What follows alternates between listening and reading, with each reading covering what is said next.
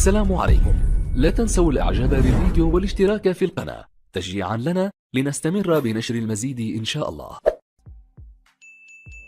فبفضله وإن عاقب فبعدله ولا اعتراض على الملك الخلاق.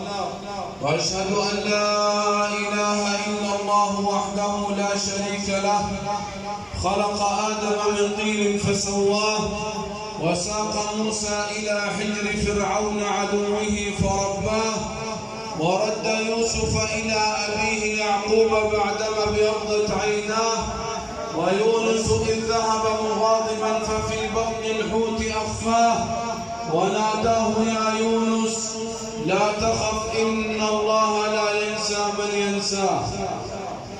وأشهد أن سيدنا وحبيبنا وعظيمنا ومعلمنا محمد رسول الله طب القلوب ودوائها وعافية الأبدان وشفائها ونور الأبصار وضيائها.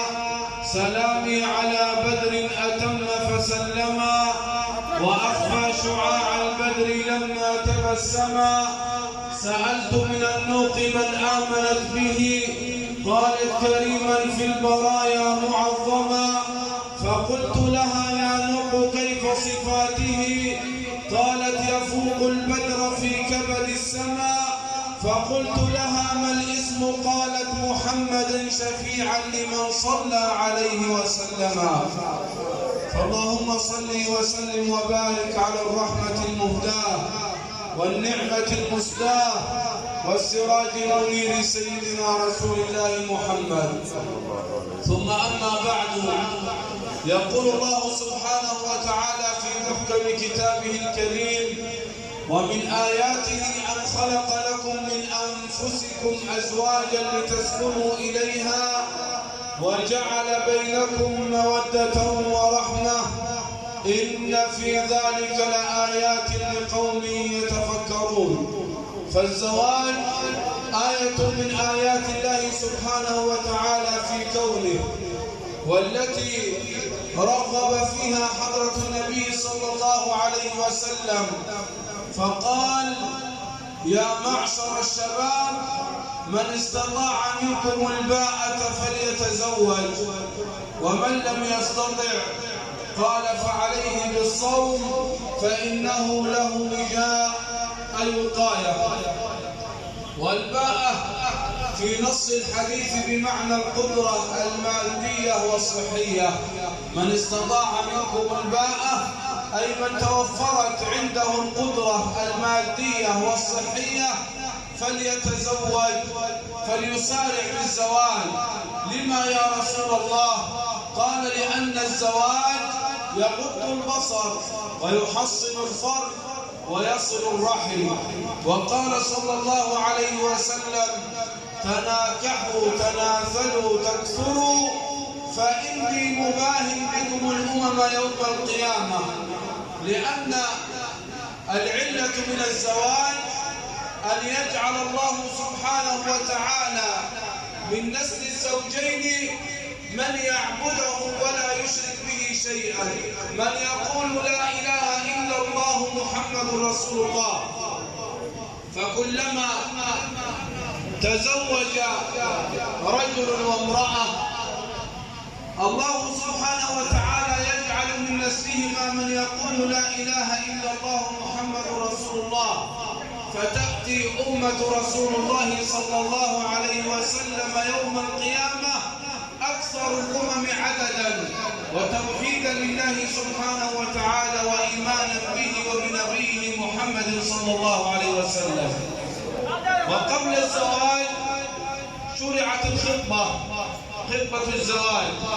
الله سبحانه وتعالى يقول ولا جناح عليكم فيما عرضتم به من خطبة النساء. فالخطبة تكون الزوم جايبك والله بين شوف انا عندي الزوم يجيب لك الصوره جايب والله الزوم مش زي لما خاف فإذا توافقت العقول في هذه الفترة اكتمل الزواج، وإن لم تتوافق العقول يتم الانفصال. لأن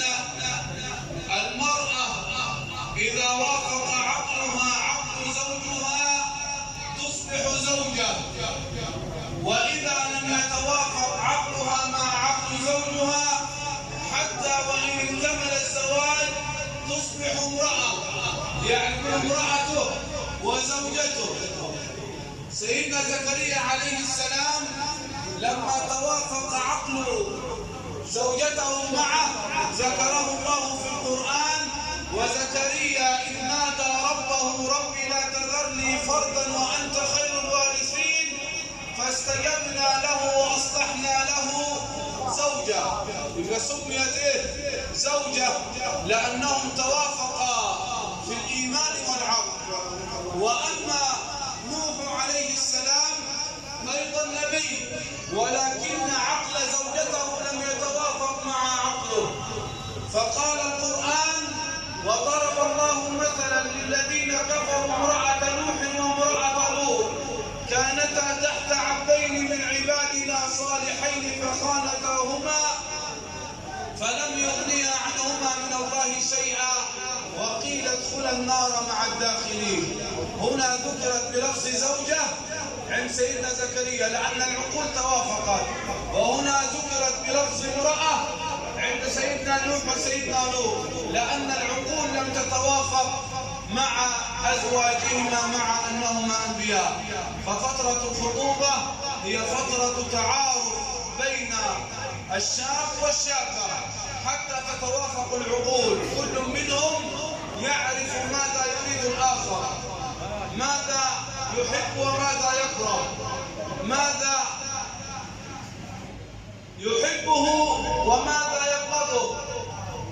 فهذه الفترة تبين لهما هل يتوافق عقلهما مع بعضهما البعض أم لا.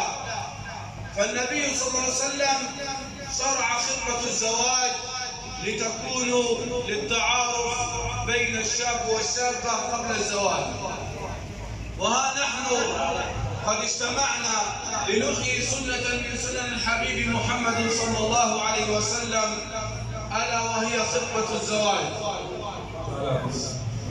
اجتمعنا في هذه الجلسة الطيبة المباركة لنعلن ونشهر خطوبة الأستاذ جمال عبد الفتاح عبد النعيم الشهير بجمال ناصر عبد النعيم على كريمة الحاج حمدي أبو الحمد الآنسة نورة.